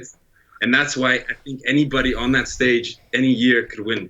Personally, I think what they tried to do with men's classic is what they tried to do with women's physique. They tried to rewind bodybuilding 25, 30 years. You sat next to him, 1988 Olympia. That was really the they were kind of saying, okay, right, this is what we want. We want these kind of guys to be top 3 in Olympia. So someone like Berry's size can go in and win and become Mr. Olympia without having to get to because what were you about 228, 230 on stage? Yeah, kilogram 102, 3 kilogram. But you weren't 280, and nowadays maybe you might have to be kind of 260, 270 to be able to do damage, Yeah. So I think... there's an interesting story because after I call my company DeMey 1988, but after that, after my back injury, I continued to compete, even at the IFB level. And I never thought because I'm perfectionist, and I never thought my body really was on the level, if I was going to be that ripped with the back injury. So I felt I needed to be a little bit bigger. So in 1991, for example, I was actually bigger. So I have pictures when I was competing at my last at the WBF and Night of the Champions. I was bigger, but my physique didn't become better because everything, Yeah, so Berry, the same happened with Lee Labrada in 95. He kind of came in his all-time heaviest and biggest, but was he better? I don't think he was. Exactly. Yeah. So it's not a matter of that. I never questioned myself. Oh, what should have I done? Without that pec there, because I could be bigger. I proved it. I was bigger. I came in competition-wise about 10 pounds heavier, but my body didn't become better. I didn't have the classic nice poses anymore. The lines were kind of gone. Yeah, that's I think same up with Lila Brada in that frontal bicep. The kind of waist went a little bit thicker. He put a few more pounds on, and then in '95 at the Arnold Classic, he said, "Okay, guys, I can see that Dorian in '93. It's kind of we're ushering in a new era of bodybuilding where it's all about size. So I'm going to bow out now." You know, so you think the '88 Olympia was the iconic pose and routine with the old leg wobble, and I could probably do that routine actually. I watched it how many times. Very interesting that you're naming Lila Brada, because he's probably one of the most knowledgeable guys in the sport. So he knew exactly what he did. So he put on a couple of pounds, even on the right places, but he didn't become better. No, he was lighter. He was like more aesthetic, and you know, he also was a master in like having the great condition. So even heavier, he had that great condition. Yeah, but better. Tavi, do you think you'll always, seeing as you will, even when you turn pro, you're going to maybe struggle to make the 94 kilo? Do you see yourself always wanting to stay in classic? we have this discussion very often. I do have the kind of body, you know, and genetics that I put on muscle very easily. I also get fat very easily. Okay. Which is part of. Is that an ectomorph? Is it an ectomorph or Berry or no? Yeah. Okay. But I don't like the look. This is the limit of what I really like. His physique from you know, like I said, my inspirations were Frank Zane's, Franco Colombo's, that era. Just how a superhero should look. You know how. Yes. Kind of speaking my language. Of when people who do not know bodybuilding, they still look at that and go, wow, that's a beautiful body. Past that limit, you get bodybuilding now, and now, you know, normal people are, that's what I want to not be a part of. So there are some very aesthetic physiques in the open. I mean, guys like Sean Roden, Cedric McMillan. Do you favor their physiques as well? Please don't take my statement too harshly. I don't mean that, but of course, like all these athletes deserve a huge amount of respect, but again, I'm coming from a soccer world, DJ world, entertainment world, commercial world, and they're now looking in on my life, and then they're getting exposed to some of these open bodybuilding pictures, and their reaction just kind of says everything for me. Yeah. For myself, I will not grow past the classic physique weight, I think. Okay, so who's your favorite pro physique competing in any category today, and why? My favorite now, from any category? Yep, competing today, yep. Classic, 212, open, any of them. Men's physique. I'll have to say, just because he's become an amazing friend of mine, William Bonac. Oh, William Bonac. Wow. Yeah. Oh, good choice. Yeah, he's been training with me actually the past 2-3 months because the corona closed all the gyms, and I had my own private gym. So you'll see pictures of us. Because obviously the last time I spoke to William, he was stuck out in Ghana with his gym opening, and he was lucky. He said I'm actually better off out here because I've got somewhere to train. He said because if I go back to his friend Jeffrey, you know Jeffrey, his friend Jeffrey Bus. How do you say his last name? That's right, correct. Yeah, and he was saying, he said in Rotterdam, he says, unless you're very, very lucky, he says you might want to, because they were very strict with the lockdown. He says, he's better off in Ghana, so he's obviously back now and he's training at your place. Yeah. Yeah, the gyms are open now, but we've been training there all together. But it's interesting to even mention William, like for a different reason as well. William is one of the few guys who still gets in shape. Yes. And when we trained in Tavi's, Iron Temple, how he calls his gym. Yeah. Cool name. It's his off season, and he's still in shape. Yeah. And that's very rare. So, and that's why he's probably one of the guys with the best conditions, muscle quality. Mm-hmm. So you're saying William Bonac there obviously took second place in the Mr. Olympia last year. Who do you think's going to be the winner of the Olympia this year? Well, who's going to compete? Is it really? Is going to? Let's say they all make it. Come on. What's that? Let's say. Tell us your top 3 for the Olympia this year, Mr. Olympia. Well, is it true that like Phil might compete or Ty Green might compete? Or... I'm friends with Phil. I haven't asked him this question for a while. He's gone a little bit quiet lately, so that could be a good sign, hopefully. But let's say Phil and Kai are not competing. Let's just say that. Just say they're not. But we obviously, I don't know for certain. So, what do you think? Oh, William will make a big chance with the competitors from nowadays. Particularly, it's the moment of the day, the quality, because of the fullness and everything. I can be really critical even about William's physique, because again, otherwise you can't judge. But on the end of the day, he's so complete in everything, and because of his muscle quality, he has a really big chance to win. I was a little bit disappointed. I forgot his name now. His posing was like really great. Patrick Moore. Oh, Patrick Moore. You mean at the Arnold Classic? Yeah. So now I'm not naming him because he was kind of disappointed in the Arnold Classic. Yeah. But at the Olympia, he was like really underrated. So underrated. So if he comes in really like really great condition, he could even win. That's the condition wise. Tavi, who do you think you could win? Who do you think could win the Classic Olympia this year? Do you think Chris will repeat? Do you think Brion can come back? Do you think who else is there? Who else? Who do you think?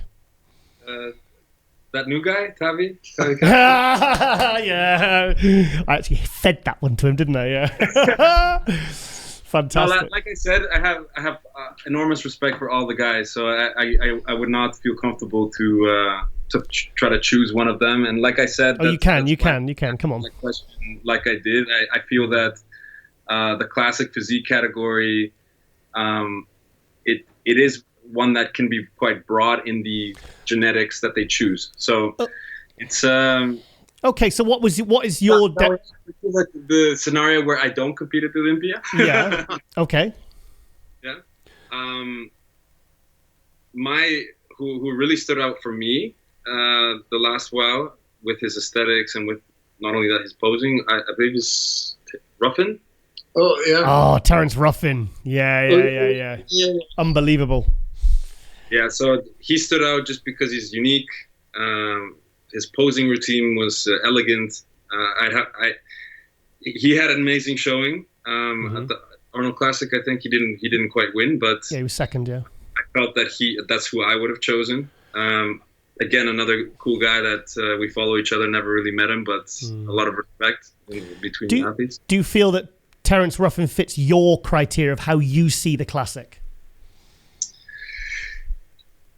Genetically, when I think of classic physique, I really think of Frank Zane, Colombo, like really the older physiques. And that what I tend to notice is that there is a huge emphasis on having a tiny waist, which is of course very important. And I feel like a lot of the athletes are lacking a beautiful core and obliques. Like they're Terence Ruffin has that tiny little wasp waist though. When he does that frontal bicep and he angles his body, his waist goes to nothing, and from the side it looks incredible. I think it's like I said, it's a very interesting category, because on any given day, depending on what the subjective profile of what do we want to be the classic ambassador for sport now, I think it could go many different ways. So you can't really judge that properly, I think. Berry, I'd love, because obviously Berry, if you didn't know, used to, for many years, was a commercial photographer, a very, very, very good commercial photographer. I would love to see you do a photo shoot with Tavi and Chris Bumstead training together. I think that would be amazing. That would be amazing. You got to hook this up in Vegas, mate. Come on. Yeah, set it up. Let's do it. Yeah, again, same for me. I have a tremendous respect for all those guys. When I'm, saying my top three and judging them, again, you have to be critical. So you have to name things that why one should win or not. So that's, but yeah, it's that photo shoot. Let's set it up. It's going to be nice. Honestly, because I spoke to a few months ago, and you said I'm not doing too much photography because you were so busy with your DeMey 88 and your supplement range, and you kind of do you do any photography anymore? Well, here with my phone mostly. Yeah, just. Well, yeah, it's still the same situation. Tricep selfies. But now I would love to do. I did some pictures of Tavi, of course, and it's But at the Olympia, for sure, we're gonna do something. He's in too good of shape now. He wants his picture taken. Okay, so who's the strongest on triceps and quads? Because I've got a feeling Berry might have a bit of an advantage there. Come on. I have to explain a little bit about it because I really thought I was going to, portray myself as like the trainer, more as the coach. Yeah, we've been like social media marketing, paid ads and everything. So we tried everything. Younger people, older people, men, women, pictures of myself from the 80s and pictures of now in the gym. Those pictures were most successful. Berry, as a guy over 40, honestly, the kind of shape you maintain all year round, I think makes you as relevant and significant now in the industry as when you were placing top 3 in the Olympia. I really do. Well, yeah, you said a similar thing. I said the exact same thing. It's true, isn't it? It's true, Tavi. Yeah, and the thing is, people think they always talk about discipline and respect. I think I told you before, I never thought about like discipline because the motivation is so much bigger than the effort that I have to put in. It's really the lifestyle that I just love doing it, and that's the result that I couldn't live without it. And it's actually easier for me to be on a diet than not doing a diet. Also, I forgot to mention, I was really happy to see you training with Rich Gaspari over in America, was it? That was very cool to see. Yeah, I was a little bit dieting. I dieted a little bit harder. Yeah, nice. Rich is he's a good friend. Like I've got good friends from the whole industry, of course, but Rich is a special guy. Yeah, it's nice because he's another guy like yourself. He's still training hard, still wants to stay in shape, still pushing himself in the gym. I mean, when I see videos of him training, you think that guy's not going to the gym to exercise; he's going to the gym to kill it. Exactly. He's still. Yeah. He got I always call him, he got those puppy eyes. But when he comes into the gym, still now today, you want to train. Yeah. It's his energy.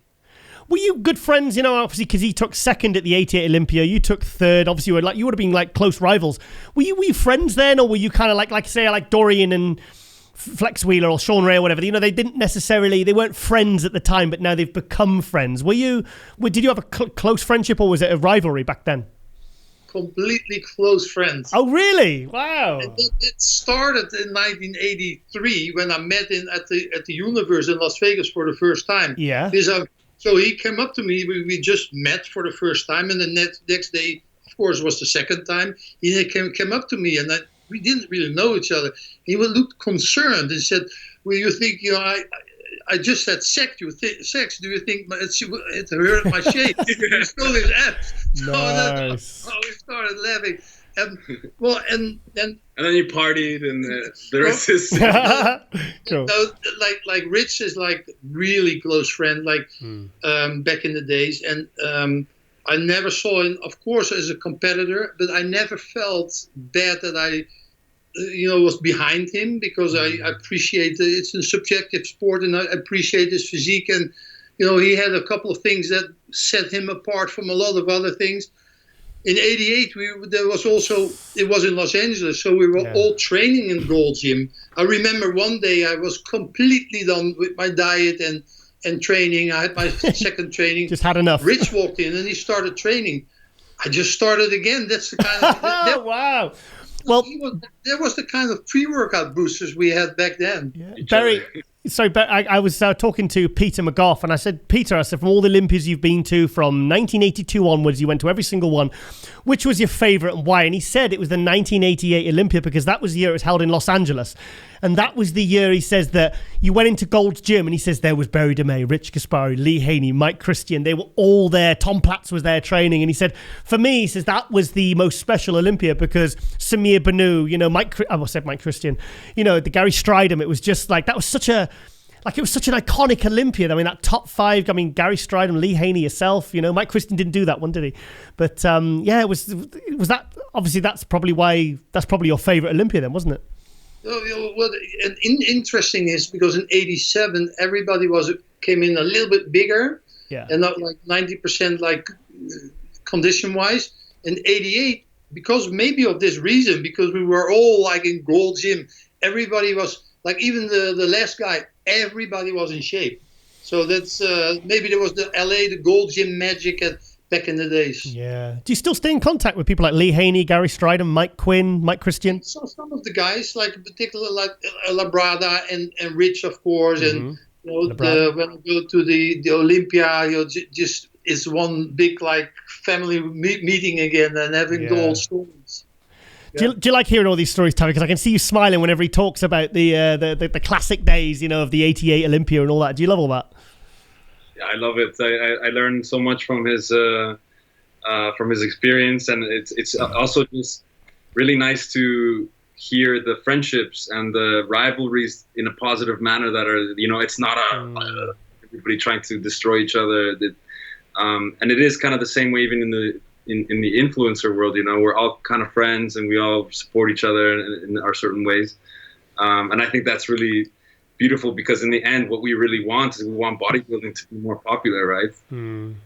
So you really, so they say successful people want good things for other people, the truly successful people, because they don't try and pull each other down. So you're saying even in the influencer world, that people are all kind of very supportive and very kind of, you know.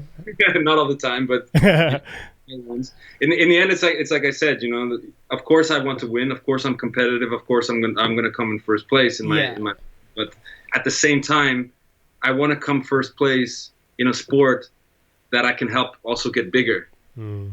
I want to win in front of 100,000 people, not in front of 10,000 people. Yeah. Right. That's kind of the thing I think I want to say with that statement. I think, because I mean, I didn't know a great deal about you, Tavi, but obviously I can see why you're kind of marketable in all the different things that you've been doing, the DJ and the music and the bodybuilding, and why you've teamed up with Berry. It's like I can see really good things for your future, actually. And you're 30 years old. You're the perfect age. And I'm really glad you two have found each other, because it seems to be like you're really kind of feeding off each other and really kind of helping each other grow in everything that you're doing. It's a fantastic teaming up, this one. I'm really, really excited certainly for the rest of this year, because I mean it's been a bit of a dodgy year this year. So any kind of positive kind of teaming up, I think, is always a good thing. Yeah, it's definitely true. You know, Generation Iron is making a documentary about Tavi's life. And, wow. They're spreading it out because they're happening so much, so it's going to be a really good story. But the story hasn't ended yet. So they asked me in an interview, what's the set him apart? And I even said it here again. And then Tavi said, yeah, but I had some good food yesterday and I want to win. No, it's not just the motivation with Tavi, it's the drive. Yeah. The way he wants it, he just goes, he does anything. For example, when we had a trainings day here, we were shooting all day. That was the last time we were preparing here. We were training all day, or like shooting pictures, and he was like totally exhausted. I was exhausted just by handing the weights in. Yeah. After hours, said, so what we do now, we don't head home. He said, I still have to train. Wow. So that's why you're being so successful in everything you've done. It's because of that mentality. He was like surprised, but I still have to train. And that actually inspires me. So that's the synergy between us.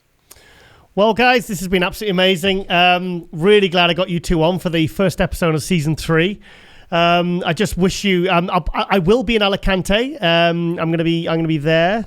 So I'm really excited to see. I'll make sure I get, because I wasn't planning to go to. Well, actually, I'm going to the amateur show, aren't I?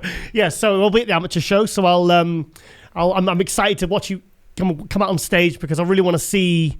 I want to see what Berry sees. You know. Thank you. I appreciate that. So Tavi Castro and Berry DeMey at Das Gym in Vienna. Yeah. Correct. Okay, thank you so much. And I'll look forward to seeing you in 11 weeks in Alicante. We will do some filming, show you, and you can edit to it from the gym as well. I'm very excited to see more about this gym that you keep telling me about, because it sounds really exciting. It sounds a bit of an undiscovered place, this one. Definitely. Yeah. All right then, Berry. Okay, Tavi, I'll speak to you very soon. Okay, hey guys. Bye bye. Right. Thank you. Bye bye.